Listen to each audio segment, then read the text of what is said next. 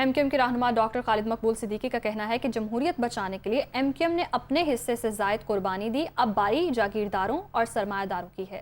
کراچی کا میئر کوئی x Y Z نہیں حق پرست ہوگا، وہ کراچی میں جرنل ورکرز کنونشن سے خطاب کر رہے تھے۔ جو الیکشن ہوئے ہیں اس کو کوئی غیرت مند جمہوری ملک الیکشن نہیں کہہ سکتا۔ جاگیردارانہ جمہوریت کے وطن سے جو دہشت گردی برآمد ہوتی ہے، جو تشدد اور چھین جھپٹ برآمد ہوتی ہے، وہی آج سندھ کے 14 اضلاع سے برآمد ہوئی ہے۔ ہماری شرافت کو ہماری روایت سمجھا جائے، ہماری کمزوری نہ سمجھا جائے۔ 24 تاریخ تک تمام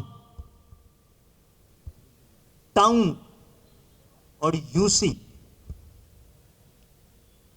اپنا پورا نئے سرے سے نئے طرح کا ایمرجنسی ڈکلیئر کر کے اپنا شیڈیول بنائیں۔ اس دفعہ اس طرح جیتیں کہ دشمن حوصلہ ہار جائے اور آخری دفعہ